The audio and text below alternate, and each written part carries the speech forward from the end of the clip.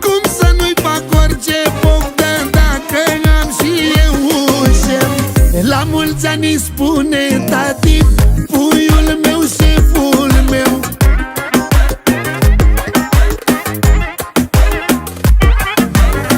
Și de fericirea ta am să mă ocup mereu.